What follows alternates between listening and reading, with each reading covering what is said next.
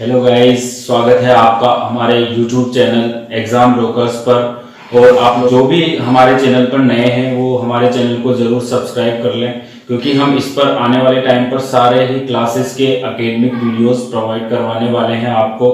और जो bell icon है उसको भी प्रेस कर ले ताकि आने वाली सारी वीडियोस के नोटिफिकेशन आपको टाइम टू टाइम मिलते रहें। Thank you friends. मैं आपको सामाजिक विज्ञान के उन क्वेश्चनों के बारे में बताऊंगा जो सीधे ही एग्ज़ाम में आएंगे। तो ये वीडियो 10वीं क्लास के स्टूडेंट के लिए बहुत महत्वपूर्ण है, इम्पोर्टेंट है।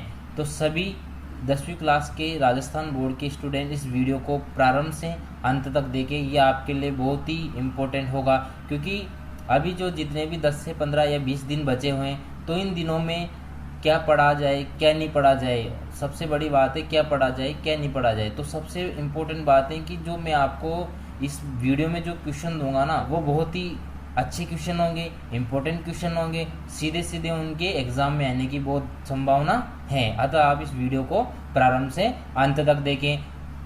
आपसे एक रिक्वेस्ट है कि अगर आप हमारे यूट्यूब चैनल पर नए हो तो यूट्यूब चैनल को सब्सक्राइब करें, वीडियो को लाइक करें। तो अपन वीडियो की शुरुआत करते हैं टाइम वेस्ट किए बिना। तो मैं आपको सबसे पहले उन क्वेश्चनों के बारे में बताऊंगा जो 5 नंबर, 6 नंबर, 7 नंबर और या 8 नंबर के हो। सीधी सीधी बात है कि जो क्वेश्चन दीर्घ बड़े हो तो उनके बारे में अपन बात करेंगे। तो मैं अपने 10वीं क्लास की सामाजिक विज्ञान की सोशल साइंस की किताब का ये आपके सामने छठा चैप्टर में से कुछ इम्पोर्टेंट क्वेश्चन बता रहा हूँ। तो ये क्वेश्चन बहुत ही अच्छे हैं और एग्ज़ाम लेवल के भी हैं और बहुत ही इम्पोर्टेंट भी हैं। अतः आप इन क्वेश्चनों को बहुत अच्छी तरह से पढ़ें। तो पहला क्वेश्चन है इसमें, लोकसभा की शक्तियाँ अथवा कार्यों की विवेचना कीजिए। ऐसा ही क्वेश्चन आता है, राज्यसभा की शक्तियाँ अथवा कार्यों का वर्णन कीजिए। तो ऐसा ही क्वेश्चन आता है कि राज्यसभा की शक्तियां अथवा कार्यों का वर्णन कीजिए। तो और एक क्वेश्चन आता है संसद के बारे में, संसद के बारे में भी आएगी क्वेश्चन। तो संसद का भी ऐसे आता है कि संसद की शक्तियां अथवा उनके कार्यों का वर्णन करो। तो संसद की बात करेंगे तब तो संसद के अंदर तो अपन लोकसभा और राज्यसभा दोनों को पढ़ते हैं, लेकिन अलग अलग क्वेश्चन आए लोकसभा की शक्तियां अथवा कार्य, तो अपन को ये क्वेश्चन अलग करना। ये क्वेश्चन आता है अपने 6 से 7 नंबर का, ये क्वेश्चन आता है 6 से 7 नंबर का। तो ये क्वेश्चन बहुत ही इंपॉर्टेंट है। तो आप पूरा ध्यान इस वीडियो पर रखें और इस क्वेश्चनों पर पूरा ध्यान दें।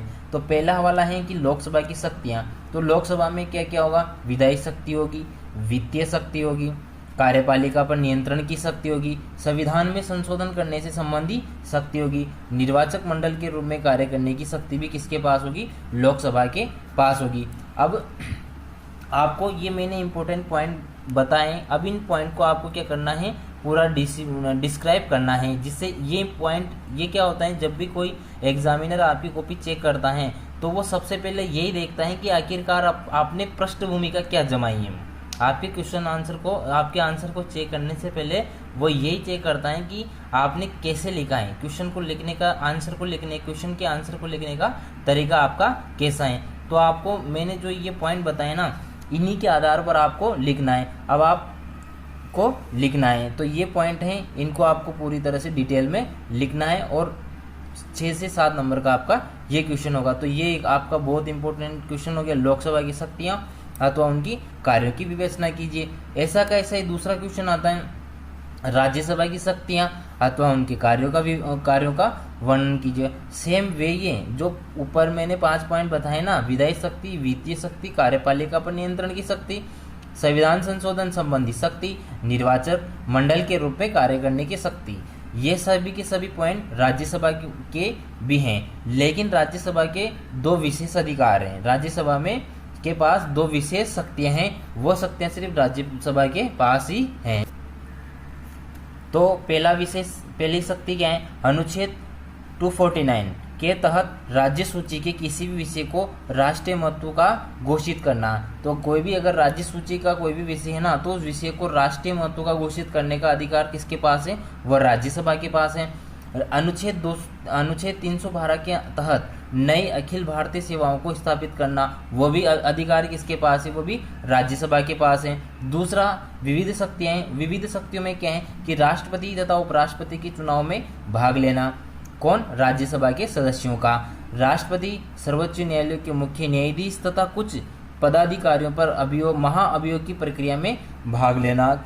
कौन भाग लेगा, राज्यसभा के सांसद इसमें भाग लेते हैं। तीसरा पॉइंट है उपराष्ट्रपति को पद से हटाना, एक। और चौथा पॉइंट है 1 माह से अधिक के लिए आपातकाल को लागू करने की प्रावधान या प्रस्ताव का अनुमोदन करना भी किसके पास है, ये विशेष अधिकार राज्यसभा के पास हैं। तो मैंने आपको ये लोकसभा और राज्यसभा के बारे में बताया है। अब अपन तीसरा क्वेश्चन देखते हैं। तीसरा क्वेश्चन है अपना, राष्ट्रपति के चुनाव की प्रक्रिया को विस्तार से समझाएं। ये क्वेश्चन बहुत ही इंपॉर्टेंट है दोस्तों, ये सीधा का सीधा ऐसा कैसे एग्जाम में आता है, तो आप इस क्वेश्चन को बहुत इंपॉर्टेंट की कैटेगरी में रखें। ये 100% है, आप ये क्वेश्चन जरूर एग्जाम में आएगा ही आएगा। तो राष्ट्रपति का चुनाव की प्रक्रिया को विस्तार से समझते हैं। पहला पॉइंट है राष्ट्रपति का निर्वाचन, तो ये इंपॉर्टेंट पॉइंट है, लिखना है अपन को, जिसमें अप्रत्यक्ष निर्वाचन होता है, जिसमें कौन कौन भाग लेता है, जनता भाग नहीं लेती, सीधी सी बात है। कौन, लोकसभा के जितने भी निर्वाचित सदस्य हैं, लोकसभा के जितने भी निर्वाचित सदस्य होते हैं, मनोनीत सदस्य नहीं, लोकसभा के जितने भी निर्वाचित सदस्य होते हैं। और निर्वाचित सदस्य कौन होते हैं, लोकसभा में जिन्हें जनता प्रत्यक्ष मतदान के द्वारा चुनती है, जो लोकसभा में जाकर MP के रूप में बैठते हैं। और दूसरा है राज्यसभा के निर्वाचित सदस्य, ना कि मनोनीत सदस्य, वो राष्ट्रपति के चुनाव में भाग लेते हैं। राष्ट्रपति के चुनाव की प्रक्रिया कैसी होती है, एकल संक्रमणीय मत प्रणाली। कौन सी होती है, एकल संक्रमणीय मत प्रणाली होती है। और इसमें सबसे इंपॉर्टेंट पॉइंट होता है न्यूनतम कोटा। जो भी कैंडिडेट्स राष्ट्रपति के चुनाव में भाग ले रहे हैं या खड़े हो रहे हैं, उनको क्या होता है, न्यूनतम कोटा, जो जितने भी मत मिले हैं ना, उन मतों का न्यूनतम कोटा प्राप्त होना चाहिए। तो न्यूनतम कोटे में अंदर क्या होता है कि न्यूनतम कोटा बराबर दिए गए वैध मतों की संख्या, जितने भी मत दिए पड़े हैं ना, उनमें वैध मतों की संख्या बटे निर्वाचित होने वाले प्रतिनिधियों की संख्या और भाग चिन्ह 1000, ये होता है निर्वाचित कोटा। अब इसमें क्या होता है कि एक सांसद व एक विधायक के मत का मूल्य भी राष्ट्रपति के चुनाव में बहुत इंपॉर्टेंट होता है। और ऐसा अगर राष्ट्रपति 1 नंबर का क्वेश्चन भी आ जाता है कि सांसद व विधायक के एक मत का मूल्य याद करो, ये 1 नंबर या 2 नंबर का क्वेश्चन भी आ जाता है। तो अपन पहले पढ़ते हैं विधायक, MLA के एक मत का मूल्य। तो MLA कौन होते हैं, जो विधानसभाओं में बैठते हैं, राज्यों की विधानसभाओं में बैठते हैं, वो MLA होते हैं। राज्य या संघीय क्षेत्र की जनसंख्या, उस राज्य की या संघीय क्षेत्र की जनसंख्या कितनी है, बटे राज्य विधानसभा या संघीय क्षेत्र की विधानसभाओं के निर्वाचित सदस्यों की संख्या। निर्वाचित सदस्य ही राष्ट्रपति के चुनाव में भाग लेते हैं और ये भाग चिन्ह 1000 है। इसी प्रकार से सीधा सा क्या होगा कि एक सांसद, एक MP के सदस्य के मत का, संसद के एक सदस्य के मत का मूल्य, संसद में सदस्य होते हैं वो कौन होते हैं, MP होते हैं, MP सांसद होते हैं। तो समस्त राज्यों की विधानसभाओं के कुल सदस्यों के प्राप्त मतों की संख्या का योग बटे संसद के दोनों सदनों की निर्वाचित सदस्यों की कुल संख्या बराबर किसके होगी, संसद के प्रत्येक सदन के प्रत्येक निर्वाचित सदस्य के मत की संख्या के बराबर होगी। तो यह अभी तक क्या पढ़ा अपन ने, एक सांसद के मत का मूल्य और एक विधायक के मत का मूल्य, ये पढ़ा है। फिर आगे हैं, फिर वही मतदान होने के बाद मतगणना की प्रक्रिया होगी। मतगणना की प्रक्रिया के बाद जो भी कैंडिडेट को जितना कोटा मैंने आगे बताया था, वो कोटा प्राप्त होने पर उस कैंडिडेट को घोषित कर दिया जाएगा विजेता और वो अपने देश का राष्ट्रपति बनने योग्य हो जाएगा। और राष्ट्रपति पद के लिए क्या क्या योग्यता होनी चाहिए, भारत का नागरिक होना चाहिए, उसकी आयु 35 वर्ष से अधिक होनी चाहिए। तो ये योग्यताएं होती हैं, ये आप अपने राजस्थान बोर्ड की किताब में देख लेना। तीसरी बात, अब अपन नेक्स्ट क्वेश्चन देखते हैं। ये राष्ट्रपति वाला टॉपिक बहुत ही इंपॉर्टेंट है, बहुत ही ज़्यादा राष्ट्रपति वाला टॉपिक क्या है, इंपॉर्टेंट है। चौथा क्वेश्चन है कि राष्ट्रपति की सामान्य काल में और या आपातकाल में क्या क्या शक्तियां होती हैं। तो सामान्य काल में शक्तियां क्या हैं, एक तो होती है कार्यपालिका अथवा प्रशासनिक शक्तियां, दूसरी होती हैं विधायी शक्तियां, तीसरी होती हैं वित्तीय शक्तियां, चौथी होती हैं न्यायिक शक्तियां। ये जब होती हैं जब अपने देश में सामान्य स्थिति रहती है तब ये अपने राष्ट्रपति के पास शक्तियां होती हैं। दूसरी शक्तियां होती हैं आपातकालीन। आपातकालीन में क्या क्या होते हैं, युद्ध हो या बाहरी आक्रमण हो या देश के अंदर ही अशांति की आंतरिक अशांति की स्थिति बनी रहे, तो वो होती हैं अपने आपातकालीन शक्तियां जो अपने राष्ट्रपति के पास होती हैं।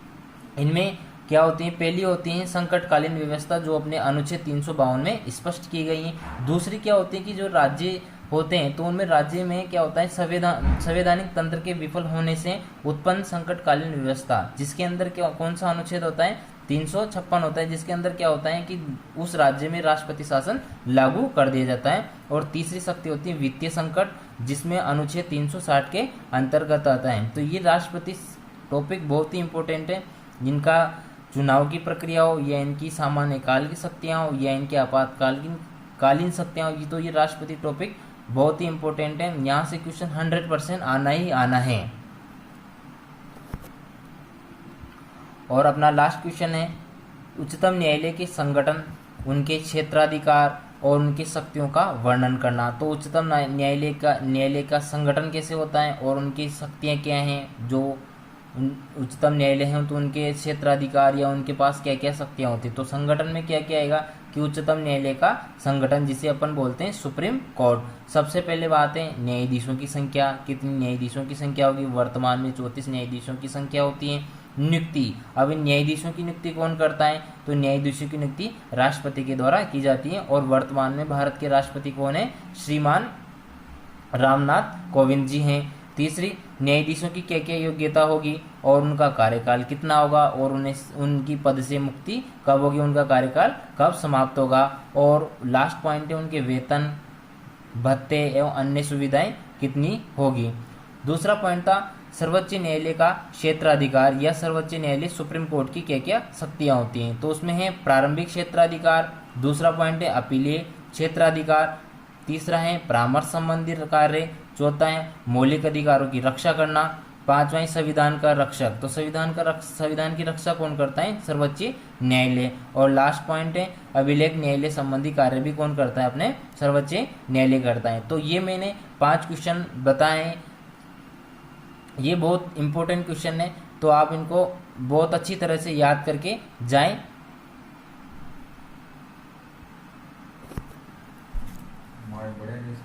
अगर आपको हमारे वीडियो अच्छे लगें और आप चाहते हो कि हम आपके लिए ऐसे वीडियो और बनाते रहें, तो आप हमारे YouTube चैनल को सब्सक्राइब करें।